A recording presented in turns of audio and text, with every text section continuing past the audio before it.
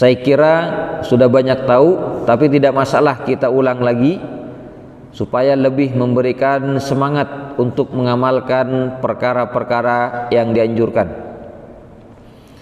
Sebelum sholat Id, sebelum berangkat ke masjid atau ke tanah lapang,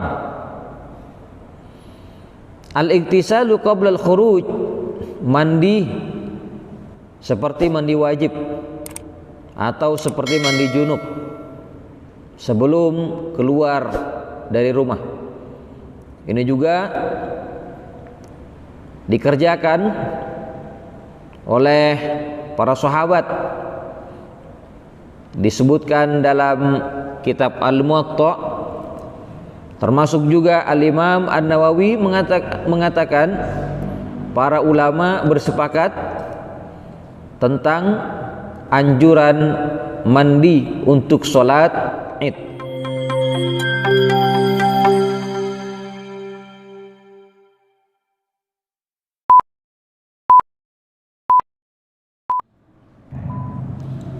Assalamualaikum warahmatullahi wabarakatuh. Bismillahirrahmanirrahim. Alhamdulillahi rabbil alamin, ilahil awwalin wal akhirin, wa salatullahi wa salamuhu ala sayyidil mursalin wa ala alihi wa sahabatihi ajma'in.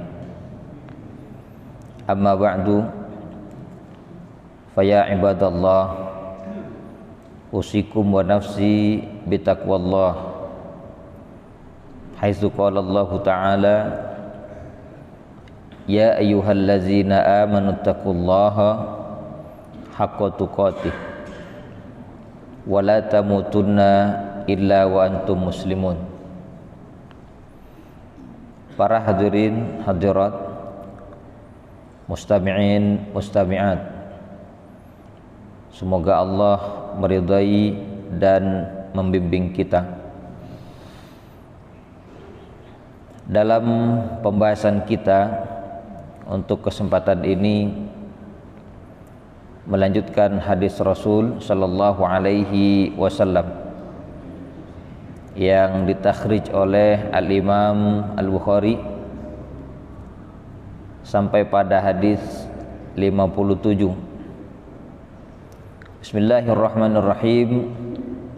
Qala al-Imam Al-Bukhari an Anasin qala, dari Anas berkata,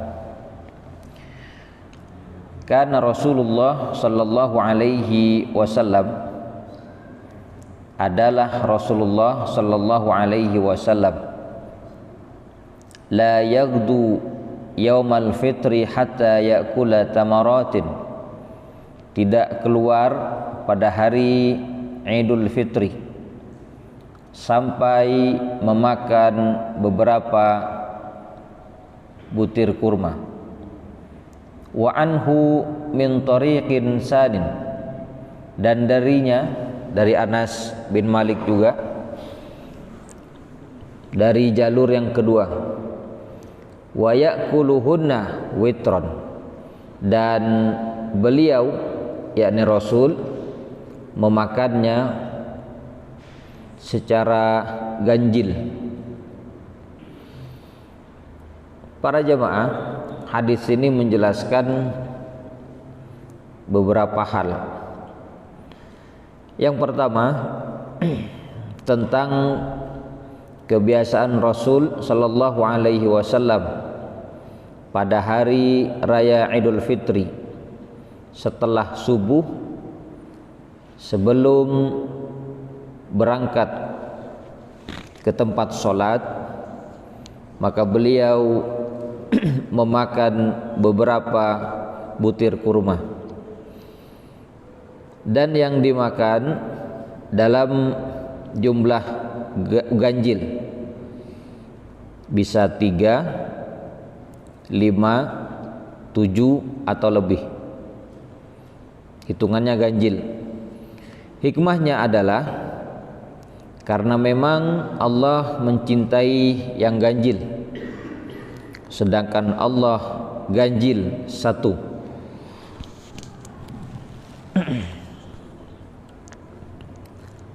Yang akhirnya apa yang dikerjakan Rasul sallallahu alaihi wasallam menjadi sebuah sunnah bagi umatnya. Kalau di hari raya Idul Fitri, sebelum berangkat ke lapangan untuk sholat Id, disunnahkan untuk memakan makanan. Bagi yang memiliki kurma, maka yang disunnahkan adalah biji kurma. Tetapi yang tidak memiliki kurma, yang penting ada rasa manis. Sehingga sebagian para tabi'in mereka memakan hal-hal yang manis, yang mungkin tidak punya kurma. Kalau kita mungkin bisa bikin teh atau mungkin bikin kopi. Kenapa? Karena hikmah rasa manis yuqawwil basar, menguatkan pandangan. Yuqawwil batan, juga menguatkan perut, menambah tenaga, menguatkan badan. Karena sebulan berpuasa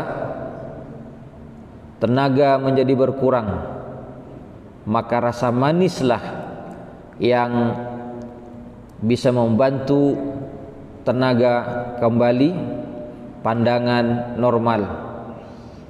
Dan itu juga disunahkan bagi orang yang berbuka puasa untuk berbuka kurma.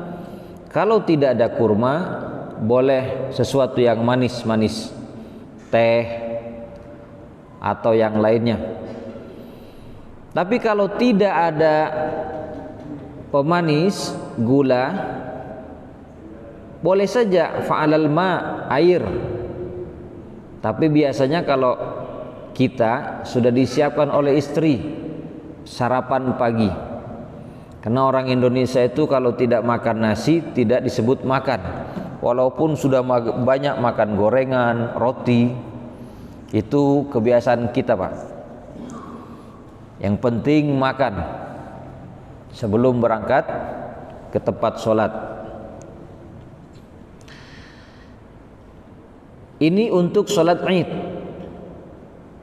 Adapun untuk sholat Idul Adha, yang insyaallah semoga Allah memanjangkan umur kita, akan berjumpa dengan hari raya Idul Adha atau kurban. Kebalikannya, bagi orang yang berkurban, yang akan menyembelih kurban, maka dianjurkan supaya tidak makan sebelum berangkat ke tempat sholatnya. Kebalikannya, Pak, ya. Kalau untuk sholat Id dianjurkan makan. Ini untuk sholat Idul Fitri dahulunya juga dilarang. Di awal-awal Islam, para sahabat dilarang makan sebelum Id, sholat Idul Fitri. Pada akhirnya oleh Rasul sallallahu alaihi wasallam, dengan perbuatan Rasul menjadi dihapus pengharaman, menjadi disunahkan. Nah, ternyata pada Idul Adha itu bukan dianjurkan, tetapi dimakruhkan makan sebelum sholat. Kalau orang yang mau berkurban, tetapi di sini ada penjelasan berlaku bagi orang yang berkurban. Tapi kalau tidak berkurban, dia makan tidak apa-apa. Fikihnya begitu, Pak. Kan yang kita tahu dimakruhkan bagi semua. Tapi ada penjelasan ini yang dimakruhkan khusus bagi orang yang berkorban saja. Karena sunnahnya Pak, dia makan setelah sholat Id, setelah dia selesai menyembelih hewan kurbannya. Dari itu bisa kita pahami yang juga menjadi persoalan dalam fikih, pelaksanaan sholat Idul Adha dikerjakan lebih awal, lebih pagi, dengan ketentuan matahari sudah terbit. Kalau belum terbit jangan sholat dulu, karena terhitung waktu yang dilarang untuk sholat. Kalau matahari sudah terbit, maka boleh sholat Idul Adha lebih awal. Karena apa? Orang-orang yang mau berkurban belum makan, dan ketika sholat disegerakan menyembelih hewan kurbannya. Sedangkan sholat Idul Fitri dianjurkan pelaksananya lebih siang sedikit. Karena apa? Karena di saat itu boleh makan, dianjurkan makan, jangan tergesa-gesa. Tapi biasanya kadang kita tidak melihat kepada waktu ini Pak ya.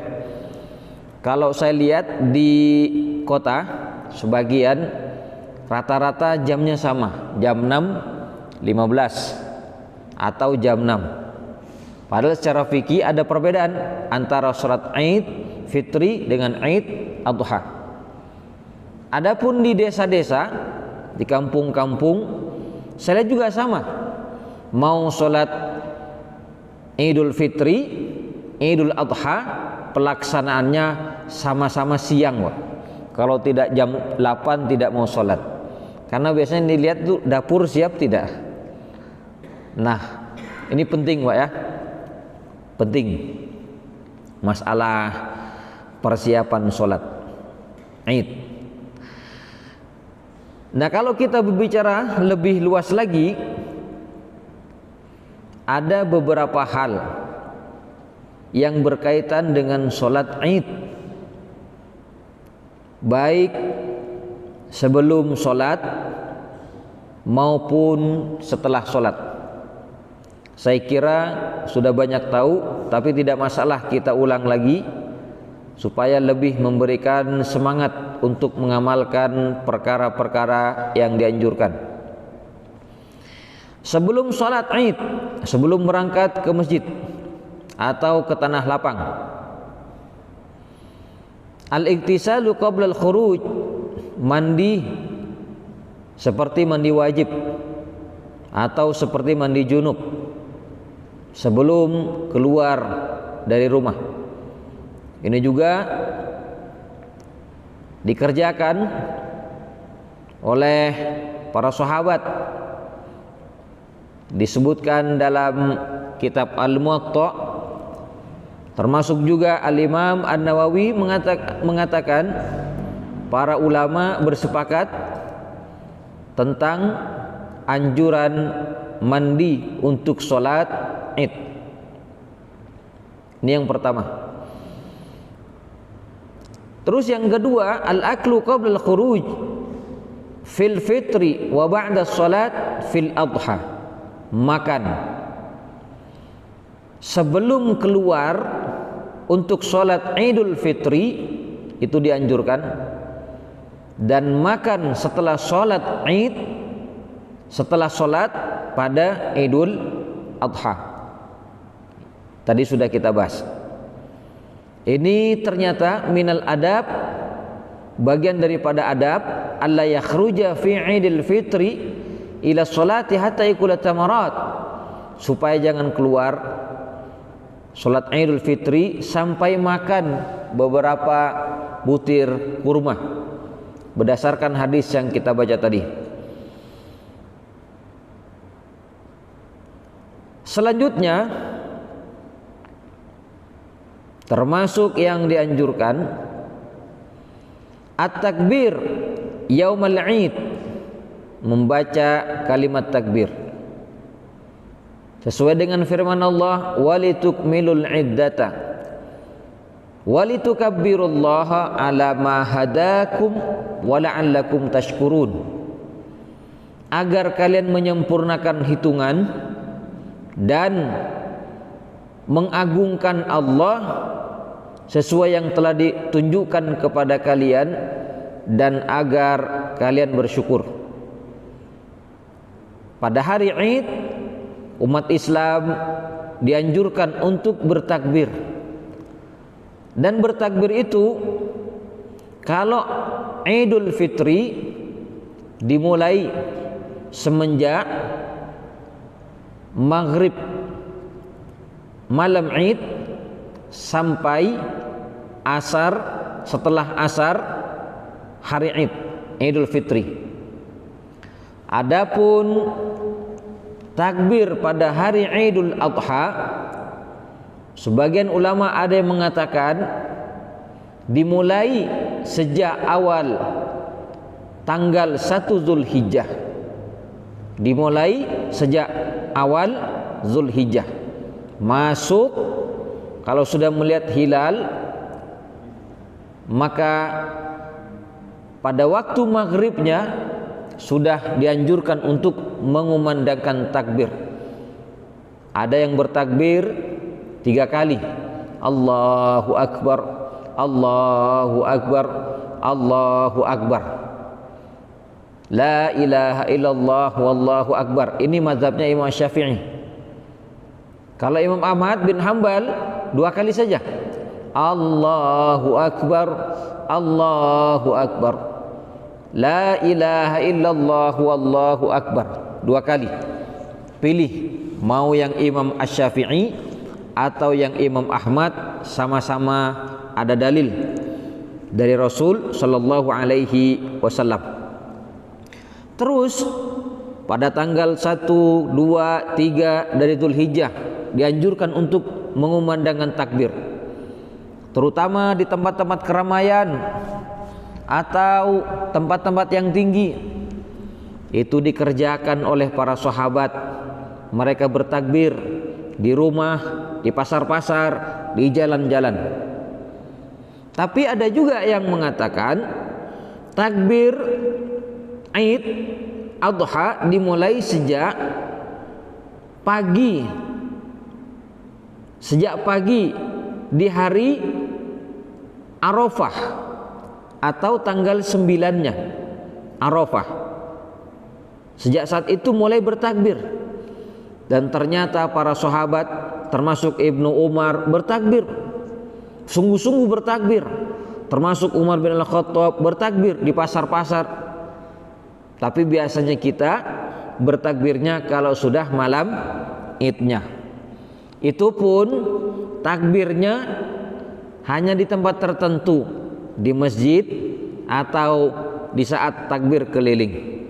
Padahal di mana saja kita dianjurkan untuk bertakbir.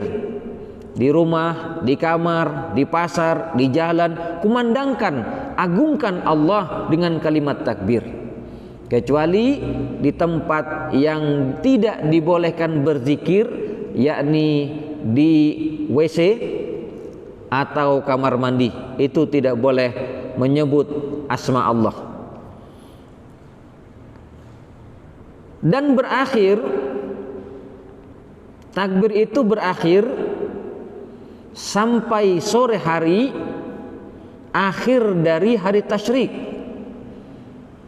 Sore hari berarti kalau sudah masuk tanggal 11 Dzulhijjah, 12 dan 13, ini disebut dengan hari tasyrik.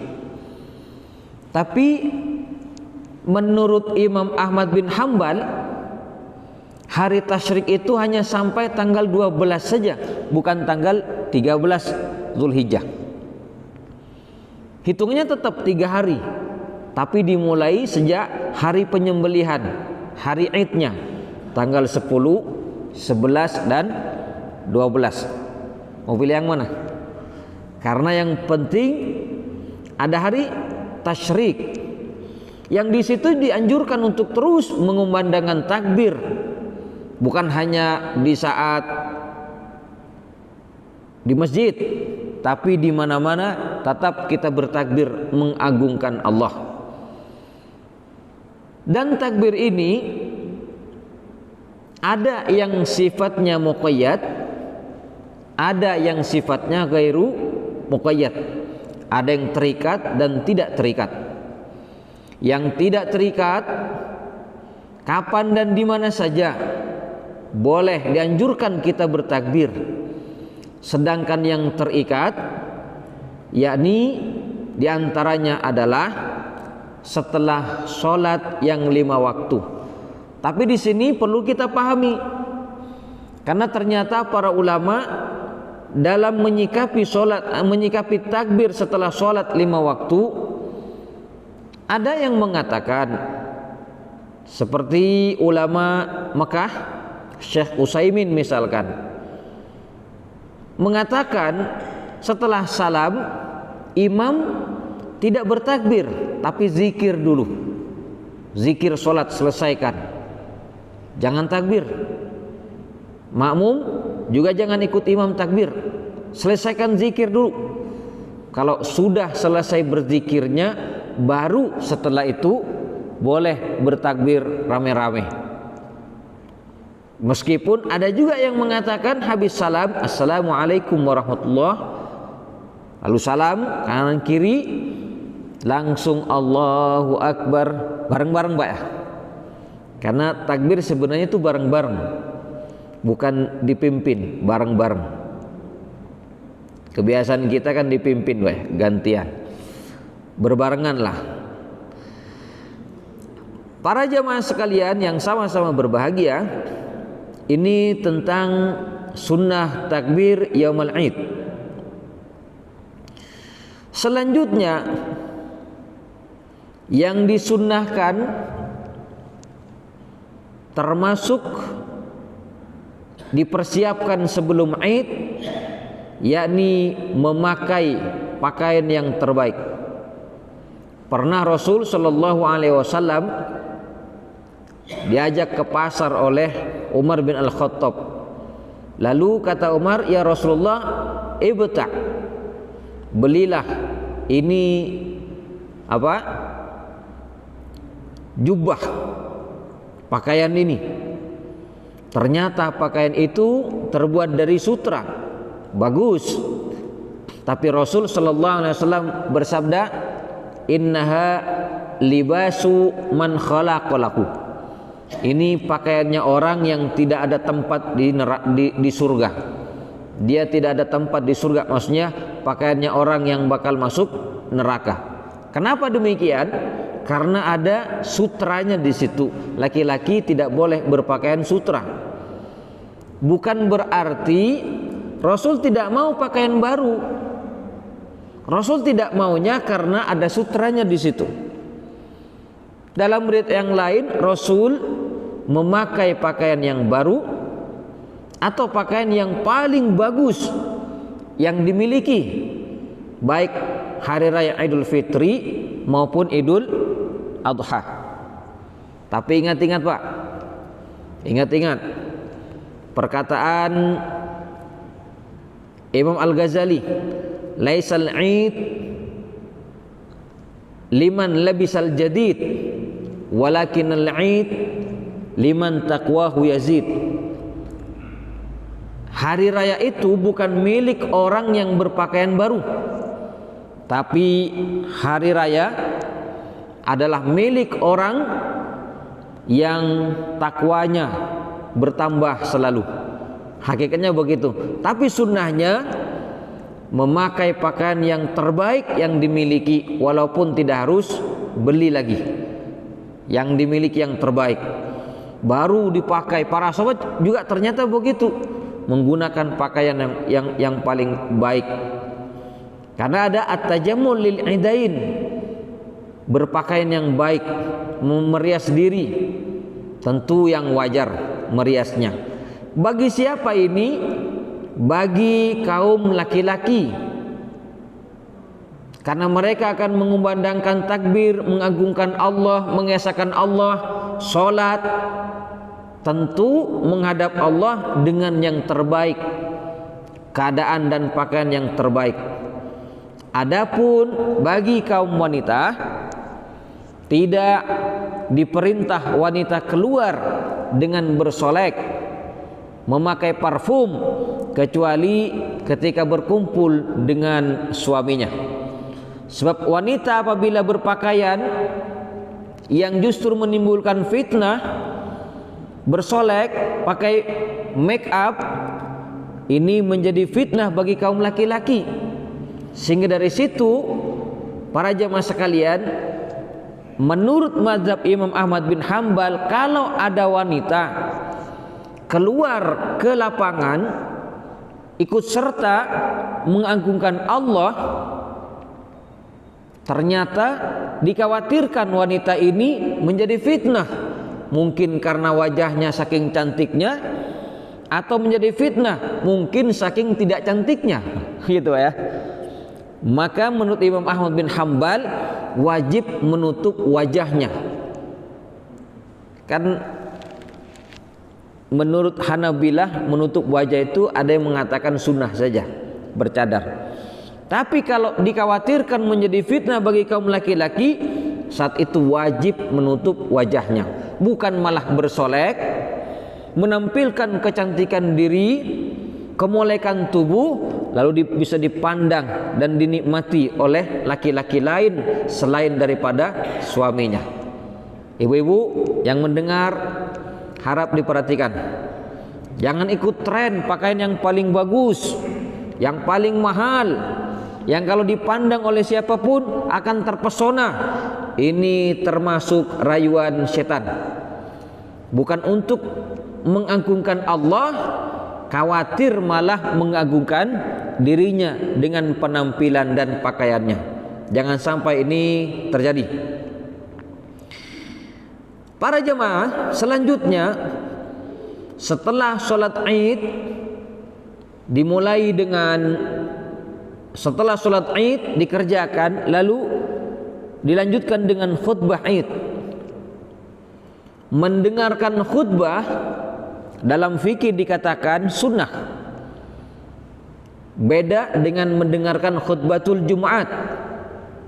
Kalau mendengarkan khutbatul Jumat hukumnya wajib, sehingga Rasul sallallahu alaihi wasallam bersabda, "Idza qulta li sahibika wal imamu yakhutub 'alal mimbar faqad lagauta." Kalau kamu berbicara kepada temanmu di sampingmu, diam kamu, ansit. Idza qulta li sahibika ansit, kalau kamu berbicara kepada temanmu, diam, jangan ngobrol. Sedangkan imam berkhutbah, faqad lagauta, kamu telah sia-sia. Ada yang mengatakan sia-sia pahala mendengarkan khutbahnya, ada yang mengatakan pahala Jumatnya. Karena itu ketika khutbatul Jumat sedang berlangsung, para jamaah tidak boleh melakukan hal lain kecuali fokus mendengarkan khutbah. Tidak boleh main HP, tidak boleh main janggut, tangannya gerak-gerak, dia fokus mendengarkan khutbah.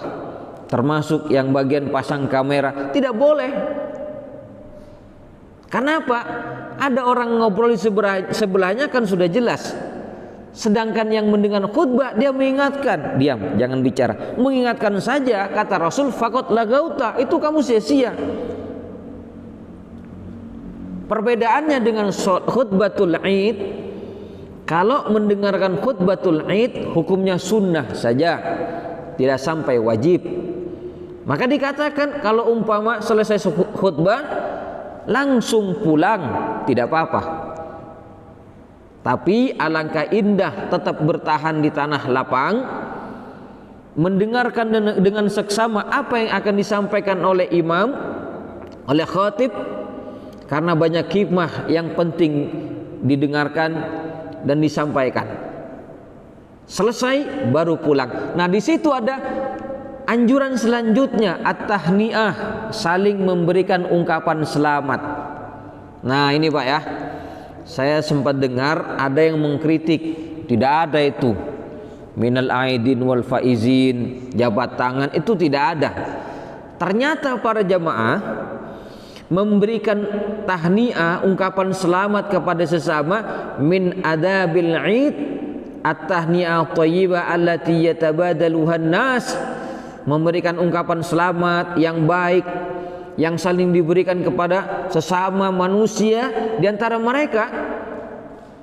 Ayang kana lafzuha misla qauli ba'dhim li ba'd, mau pakai lafaz, mau pakai ungkapan seperti apapun silakan, yang penting bagus. Misalkan taqabbalallahu minna wa minkum, jawabannya apa? Taqabbal ya karim, kan sudah biasa nih. Atau Idun mubarak, Idun sa'id, hari raya ini terasa indah, berbahagia kalian semua. Wa kullu am antum bi khair, setiap tahun, sepanjang tahun kalian baik-baik saja. Atau ungkapan yang lain, ja'alanallahu wa iyyakum minal a'idin wal faizin. Cuman kalau orang Indonesia dipotong, disingkat minal a'idin wal faizin, lahir batin gitu ya. Ya itu salah kaprahnya, Pak. Tapi pada intinya memberikan ungkapan tanya silakan. Kadang ada yang baik kosong ya, saling memaafkan, silakan. Yang penting ada maksud yang baik, memberikan ungkapan karena kita sedang berbahagia mengagungkan Allah pada hari raya ini. Dan itu dikerjakan oleh para sahabat, termasuk yang masyhur ada ucapan tuqabbila minna wa minka. Jadi antara sahabat ada yang mengatakan tuqabbila minna wa minka, semoga diterima amal kami dan amalmu. Amin, misalkan. Tidak apa-apa, saya mau jawab apa ya? Amin saja, tidak apa-apa. Amin. Karena ini ungkapan selamat kepada sesama. Para jemaah sekalian yang sama-sama berbahagia, ini diantara adab. Setelah selesai memberikan ungkapan tahniah, semuanya akan membubar. Maka adab yang selanjutnya az-zihab ila sholati min tariqin wal 'audatu min akhar, berangkat dari rumah ke tempat sholat dari satu jalan, pulangnya lewat jalur yang lain. Ini adab. Walaupun tidak dosa kalau lewat jalur yang sama, tapi adabnya lewat jalur yang lain biar lebih gebiar, Pak. Berangkatnya dari selatan, pulangnya lewat utara, kan terasa gebiar. Syiarnya itu ada. Untuk apa? Qila li idhari syi'airil Islam fit tariqaini. Di antara hikmahnya adalah untuk menziharkan syiar-syiar Islam pada dua jalan tadi.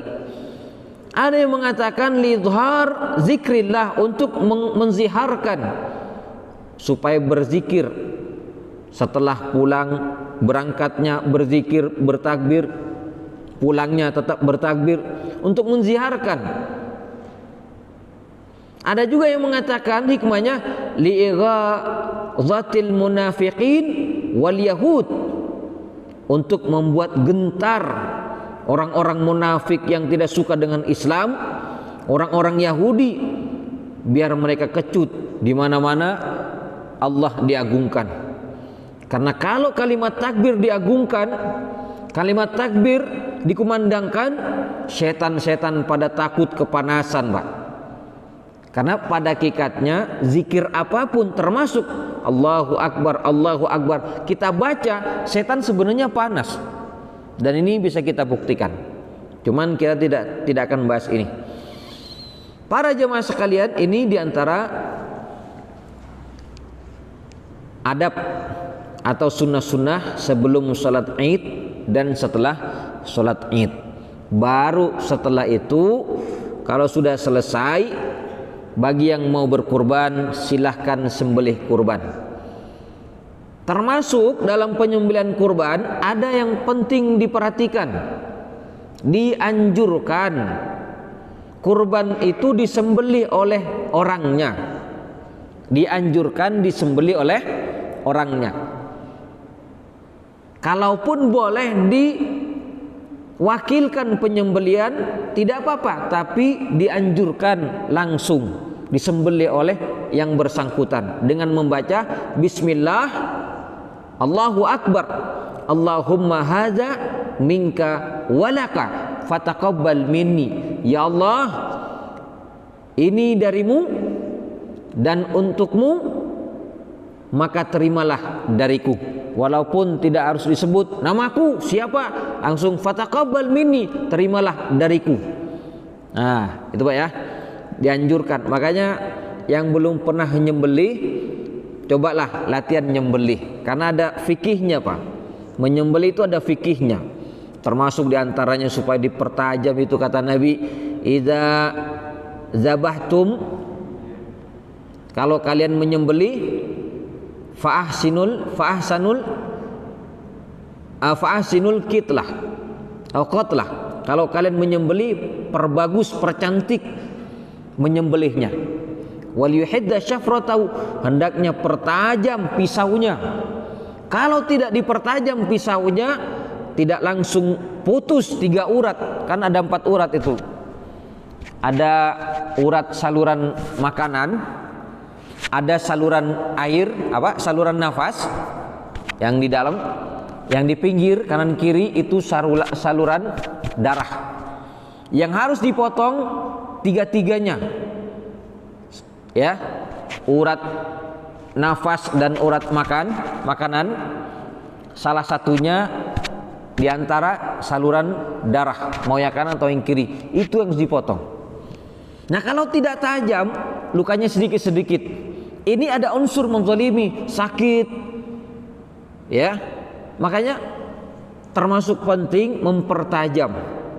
Kalau bisa sekali kelkat seret, itu langsung putus 3 urat Pak.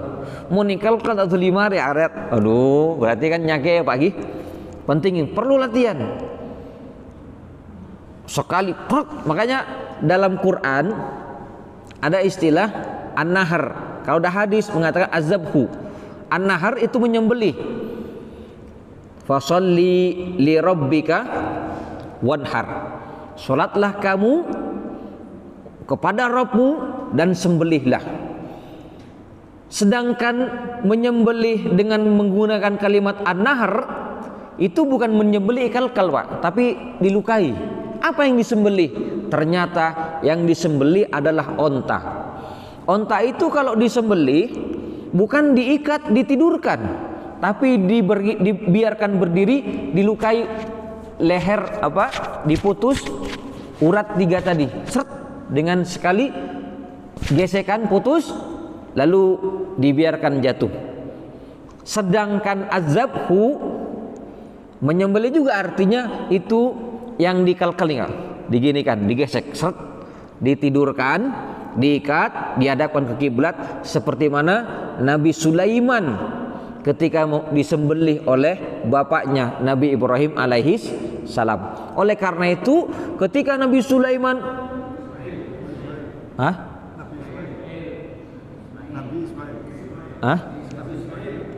iya, berarti tidak ngantuk Pak ya.